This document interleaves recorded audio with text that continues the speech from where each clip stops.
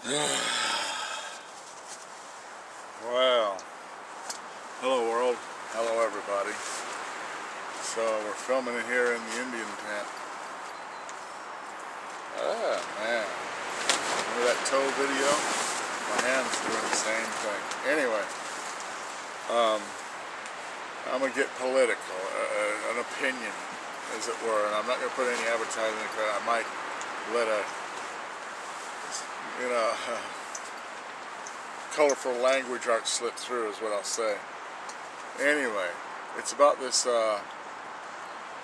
defund the police thing and this and that, okay? And number one, boy, that'd be the biggest mistake anyone could ever make, because everybody got something against everybody, right? Like the white folks and the black folks, It would be funny was all the black folks go to the white folks, kill them, and all the white folks go to black folks, they wouldn't kill them, and they would just like, well, nobody's home, right? Because they're all over in each other's neighborhood. But that's the only, and we do it to each other. It ain't like, oh, I'm a supremacist. Like, well, they got supremacists too, I mean, go figure. Everybody got a supremacist, right? Except for me, I ain't supreme at nothing. Thank God. Anyway, let's move on.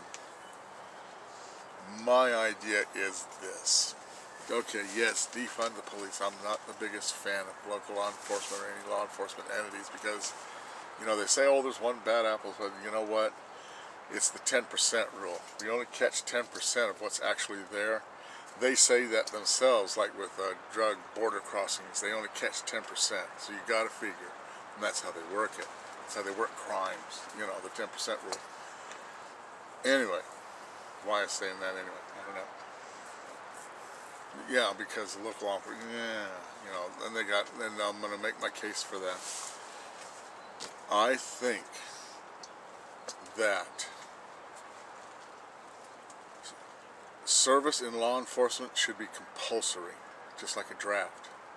You put in 4 years in law enforcement, everybody, man, woman, black, white, I don't care. If your feet are stomping American ground, you go in. Age, date, I would think variable, young, because you got to have a young mind to take this kind of horror that I'm going to make a case for later.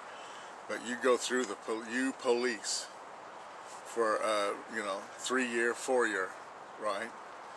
And that way, right, now you get some veterans. Now once you get the system going, right, the people that have policed before, they get out of their obligations, say, and they go do willy-nilly whatever you want. You go be crime riding, drinking, screwing, dope smoking, whatever. Do whatever you want, right? Just don't get caught. And just be a regular person, like Army. Like, I went 5 years. The best part of 5 years, I'm still a worthless slob. I mean, right? Anyway, see what I'm saying.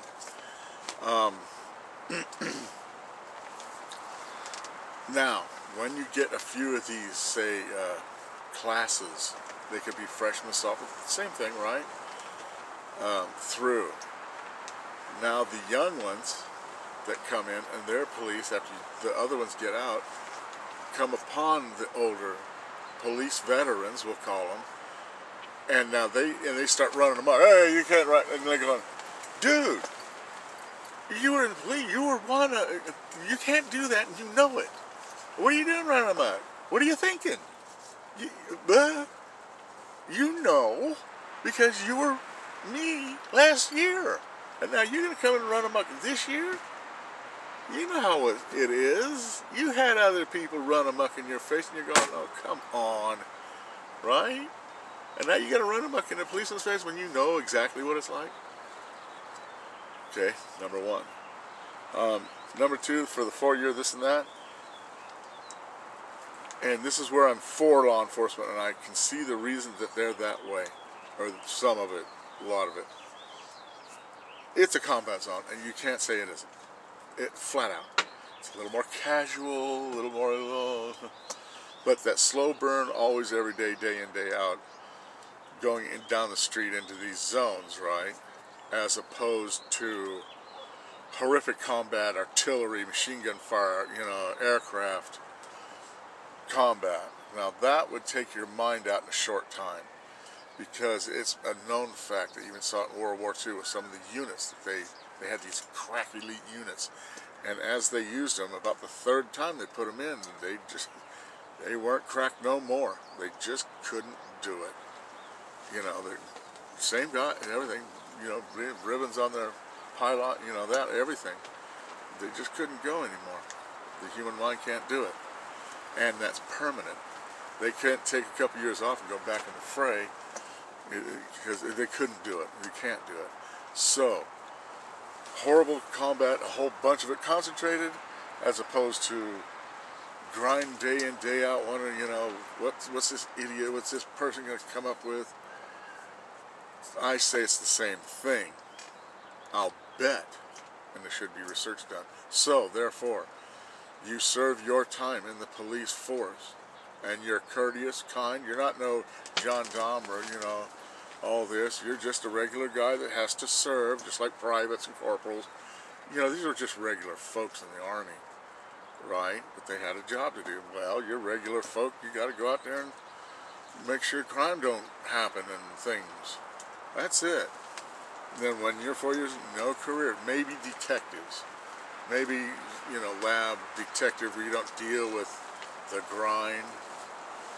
Could be, you could make your choice, and after your 4 years you could go to college, blah, blah, blah. They'd even pay for it, probably. Hey, like a VA bill, have a PA bill. Policeman, what's VA veteran? Yeah, you get it. I mess it up. But there you go.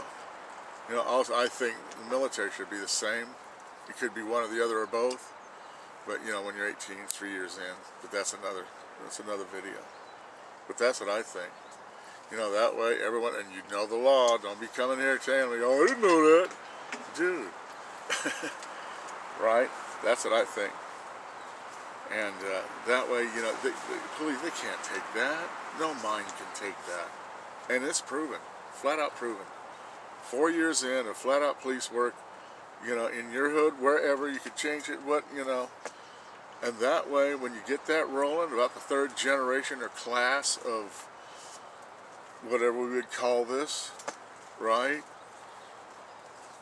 The front guys know what the back guys are going through, so they're like going, all right, okay, all right, cool, brother. We're brothers in arms, we're veterans, and I won't put you through that. We'll just go to the judge and we'll hash it out in the courthouse, which is what's supposed to happen. Now, on a side note to that, people get the misconception that the police are the ones that they're going to get in and out of what the crime the police are getting you for. That's not true. The only job the police have is to make sure you go and see the judge. That's it. Go see the judge, man. Come on. Just go, okay, let me go talk to that guy, you know. The cop, maybe you can get away with it and tell you, no, I'm sorry, bro. You know, right? But to get in a big tiff on the street and get your neck cracked, just go to jail and go in front of the judge. Say hi to some of your friends that are there. You know, and jail should be nicer where you don't fear it so bad, I guess, because you're just there to see the judge. You're not, yeah, you get me. But man, the police are just, dude, I just need to go in front of the judge, get in the car so I can go in front of the judge, talk to him, not me. Anyway, that's my rant for that. That's what I think. 4 years compulsory. You serve. You serve. Flat out. And yeah, we'll see what goes from that. And then when you get out, like I said, be a banana eating, whatever, you know, apple throwing. I don't know, I'm being silly. Alright, hope that didn't take too much time. But I think that's what should happen. That way, boy, people know both sides.